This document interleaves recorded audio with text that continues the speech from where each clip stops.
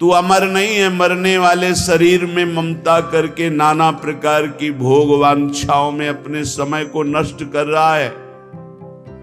अपनी इंद्रियों को, मन को शासन में ले। विकलम, ये इंद्रियां भोगों के लिए विकल कर देती हैं। ये प्रमथन स्वभाव वाली है, ये मन भी प्रमथन स्वभाव वाला है।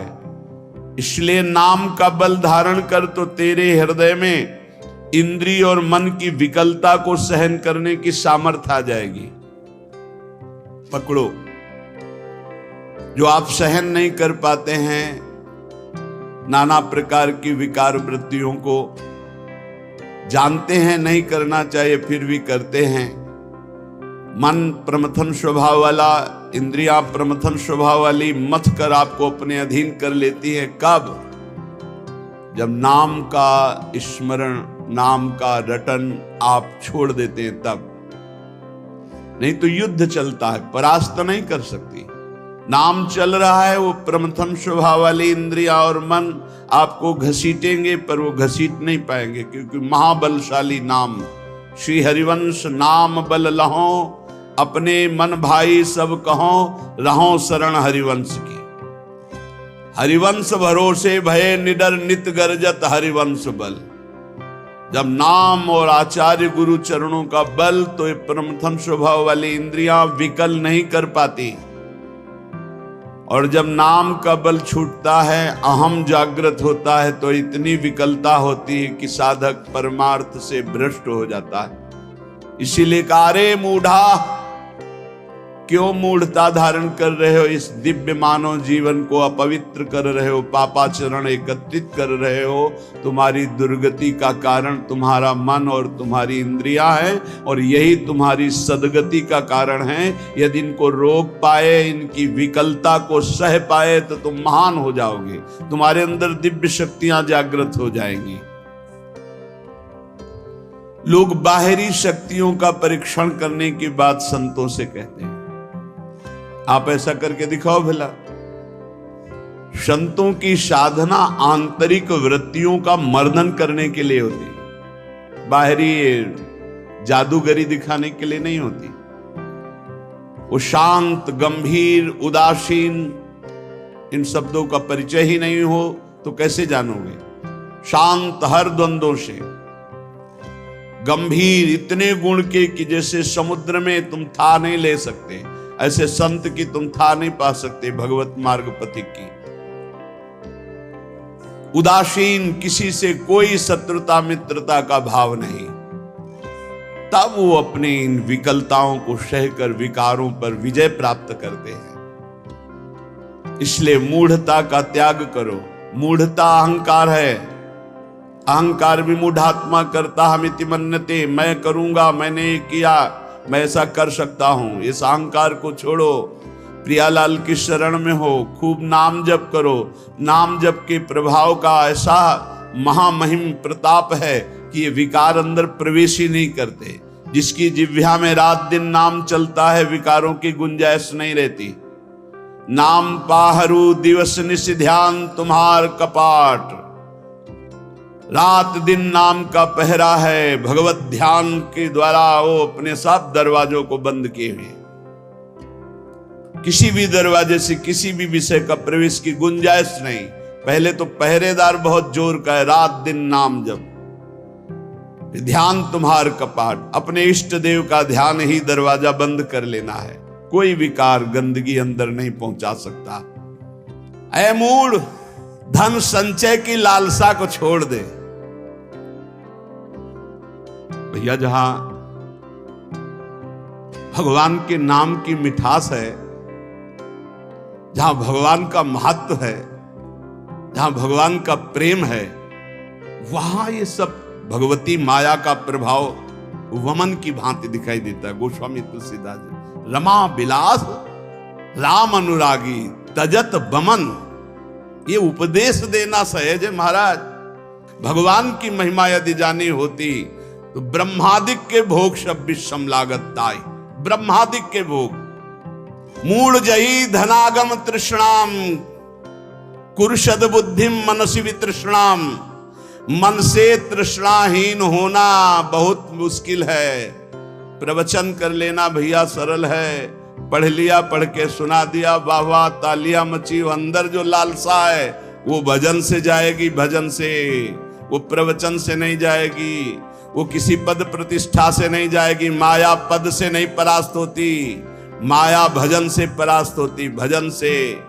आद्य गुरु भगवान शंकराचार्य जी स्वयं कह रहे हैं, हे हरि यद्यपि हम में आप में भेद नहीं परम सत्य है, पर ऐसे अभेद है जैसे समुद्र और तरंग। जल विकार युक्त हुआ तो तरंगायमान हो गया, विकार रहित हुआ तो समुद्र ही। पर नाथ इतना भेद तो है, जैसे समुद्र में अनंत तरंगे उठती, एक तरंग समुद्र नहीं पैदा कर सकती, ऐसे हम में आप में भेद है। जब हरि की महिमा को हम जान गए, हरि में प्रीति हो गई, तो स्वाप्निक जगत के भोगों का महत्व कैसे रह सकता है। ज्ञानी वही, भक्त वही जिसके जगत के भोगों का महत्व न रह जाए। जगत के भोगों का महत्व, उमा कहूं मैं अनुभव अपना, सत हरि भजन जगत सब सपना।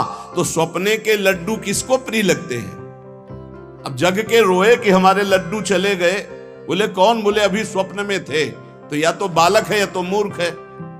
तो जगत है क्या, स्वप्न के लड्डू हैं, इसे कोई काटे। स्वप्न के लड्डू हैं। भगवान शिव कह रहे हैं, उमा कहूं मैं अनुभव अपना, सत हरि भजन जगत सब सपना। जब जान लिया कि सबसे कीमती वस्तु क्या है, राम कृष्ण हरि, राधा राधा राधा, कमाओ एकांत गंगा किनारे बैठ करके, चाहे प्रणव जपो, चाहे राम जपो, चाहे हरि जपो, चाहे राधा जपो, यमुना किनारे बैठ के या जहां अपने परम पावन स्थान में बैठकर नाम जप कर, इससे बड़ी कमाई क्या हो सकती है। परम धन राधा नाम आधार, इससे बड़ी कमाई क्या। और ये देने वाले गुरुदेव हैं, तो गुरुदेव से बड़ा कौन हो गया त्रिभुवन में। ब्रह्मा भी नहीं बड़े हैं। गुरुर ब्रह्मा गुरुर विष्णु गुरुदेव महेश्वरा, गुरु साक्षात परब्रह्म तस्मै श्री गुरुवे नमः। क्यों? क्योंकि उन्होंने इतनी कीमती चीज हमें दे दी। नाम सुकृत धन अपनी जीवन अतिहित मान देत वरदान। नहीं महत्व है नाम में, नहीं हरि चरणों में महत्व है। 1000-2000 रुपया के लिए घंटा 2 घंटा भगवान का विस्मरण हो सकता है, देख लो। अगर कीमती वस्तु पहचान ली भगवान का नाम, तो एकादशी स्कंद में लिखा हुआ है, त्रिभुवन की राज्य लक्ष्मी देने पर, त्रिभुवन की राज्य, आधे पल के लिए भी जो प्रभु का स्मरण ना छोड़े, वो भगवान का महान लाडला भक्त कहा जाता है। या छोटी मोटी वस्तु क्या।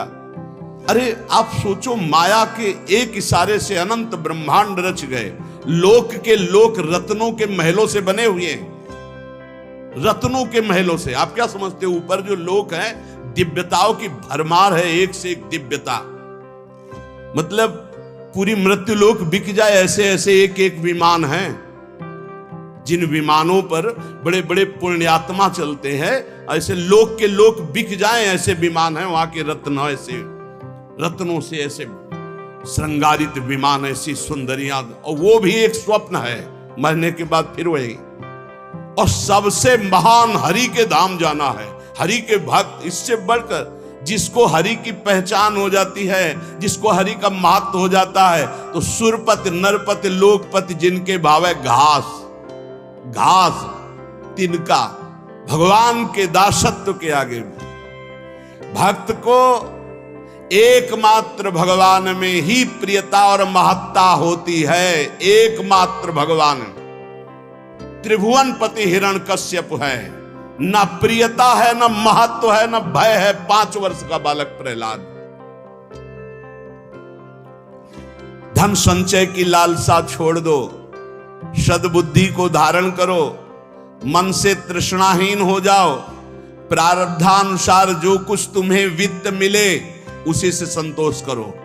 प्रारब्धानुसार भगवान जो तुम्हें दे आकाश वृत्ति से, या गृहस्थ में हो तो धर्म से कर्तव्य परायण हो करके चित्त को प्रसन्न रखो और सदैव आनंद में भगवान के भजन में डूबे रहो।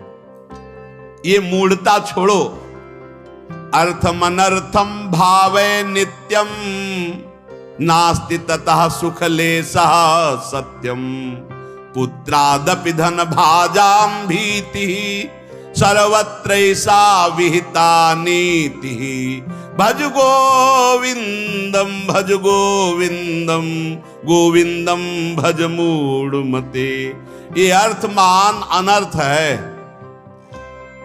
सचमुच इसमें सुख का लेश भी नहीं है।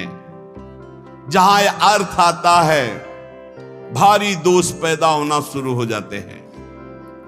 यह नीति है, धनवान सदैव भयभीत रहता है, चिंता युक्त रहता है, भोगी होता है, विषयी हो जाता है। तो भगवान में स्थित है उसकी बात अलग है। कोई बिरला, हजारों में कोई सत्य मार्ग पर बिरला जो पर्दे के सामने कुछ और पर्दे के पीछे कुछ और, उसे सत्य मार्ग का पथिक नहीं कहते, व्यापारी कहते हैं। और जो एक रस रहता है, मन एक, वचन एक, कर्म एक, समाज एक, एकांत एक, वही महात्मा कहा जाता है। और ऐसे महात्मा भगवान की कृपा से मिलते हैं, अपने पुण्य प्रताप से नहीं मिलते, भगवान की कृपा से मिलते। जो भगवत प्रेमी महात्मा है, अब मोहि भाव भरोस हनुमंता, बिनु हरि कृपा मिले नहीं संता। जब दवहि दीन दयाल राग हो तो साधु संगति पाइए। इसलिए काते कांता कस्ते पुत्र संसारोय मतीव विचित्र कस्तम कह कुत आयातस्तत्वम चिंतय यदिदिम भ्रातः भज गोविंदम भज गोविंदम गोविंदम भज मूढ़मते। कौन तेरी स्त्री है, पहचान पाया? बस चमड़े को देखकर भूल गया। अंदर बैठा हुआ गोविंद है, उसे देखा नहीं देखा। कौन तेरा पुत्र है, पहचान पाया? कहां से आया है, कौन है, कब जाएगा, कहां जाएगा, कोई परिचय नहीं। बस बड़े परिचय वाले बनते हो। हाँ, कौन है, हम जानते हैं हमारा पुत्र कहां से आया है, ये कौन है पुत्र रूप में, ये कब जाएगा, आपको पता है कहां जाएगा, कौन है ये, कुछ परिचय। बोलो जिससे कोई परिचय नहीं उससे तुम आसक्ति किए हुए हो। बिना परिचय के आसक्ति कहां हो सकती है? बोले नहीं परिचय मेरा पुत्र नहीं, वो तो आप शरीर को देख के बोल रहे हो। पुत्र रूप में कौन आया है पूछ तो रहे, शास्त्र कह रहा है। पहचान पा रहे हो कौन तेरी स्त्री बना हुआ है, कौन तेरा पुत्र बना हुआ है? अरे भाई बड़ा विचित्र है। तत्व का चिंतन तो है नहीं, केवल शरीर को देखकर अपना मान रहे हो। अरे तू ही कौन है, पहचाना तूने? इतने दिन हो गए शरीर में रहते हैं। तू कौन है, किस हेतु आया है, क्या कर रहा है, कहां जाना है, तेरा कौन है, तू किसका है प्रश्नों का उत्तर नहीं। इसलिए भज गोविंदम भज गोविंदम गोविंदम भज मूढ़मते। अरे गोविंद का भजन कर ले मूढ़मती, पूरा जीवन व्यर्थ चला जाएगा। मां कुरु धन जन यौवन गर्वम हरति निशेषात् कालः सर्वम मायामयमिदमखिलं हित्वा ब्रह्मपदं त्वं प्रविश विदित्वा भज गोविंदम गोविंदम भज मूढ़मते। धन किसका हुआ, कौन लाद के ले गया? कोई नहीं। ये सब कोई जानता है लेकिन आसक्त है। क्यों? भजन नहीं है, खास बात। सब कोई जानता है यहां से 1 रुपया नहीं ले जा पाओगे। ये कैसा तमाशा है। हम ऐसे देश में भेजे गए हैं, कमा लो, 1 पैसा लेके नहीं जाओगे, बना लो व्यवहार, कोई तुम्हारे साथ नहीं जाएगा। खूब जिम करके तगड़ा कर लो शरीर, ये 1 क्षण में छूट जाएगा। जो ले जाना है वो है भगवत नाम जप, भगवत स्मृति, उधर से सब बेपरवाह। और जो 1 चवन्नी यहां से नहीं ले जाना, 25 पैसे। अब आप विचार करो कितने बुद्धिमान हो सब। इस देश से कुछ नहीं ले जाओगे। बाहर आतंक मचाए, खूब जीत के ढेर सारे रत्न इकट्ठा करके सिकंदर जा रहा था, फौज की फौज, जय हो जय हो। 2 साधु नृत्य करने लगे सामने। ए रुको, क्यों नाच रहे हो?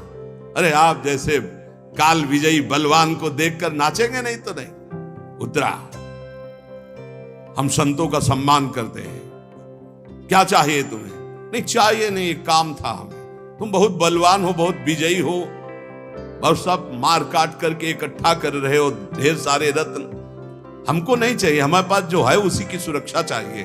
बोलो क्या सुरक्षा चाहिए? एक सुई है, मेरे कपड़े बार बार फट जाते हैं, तो जब मैं परलोक में जाऊंगा ना, तो तुम वीर हो, बहादुर हो, ये सब समेट रहे हो, सब ले जाओगे ना, तुम हमारी सुई भी पहुंचा देना, वहां हमारे कपड़े सिलने काम में आएंगे। बोले पागल हो, वहां एक सुई भी नहीं जा सकती। अच्छा, तुम्हें ज्ञान है?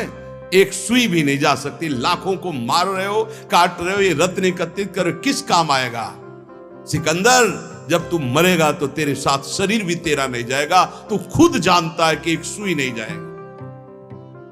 उसी दिन शांत हो और कहा जब सिकंदर मरे तो विमान से दोनों हाथ ऐसे कर देना, जिससे पता चले कि सिकंदर जैसा बादशाह एक सुई भी लेकर नहीं गया। ये धन संचय कर लो, किस काम में? ए मान जाओ, राधा राधा राधा राधा, कृष्ण कृष्ण हरि हरि राम, जो प्रिय लगे नाम जप करो। ये तुम्हारी जवानी कितने दिन की? देखो लोग गर्व करते हैं, यौवन का गर्व करते हैं। कितने दिन जवानी? अब तो कैंसर ऐसे हो रहे हैं जैसे जुखाम बुखार हो रहा। कैसा समय आया कलयुग का, कहीं सुनने को कभी ऐसे।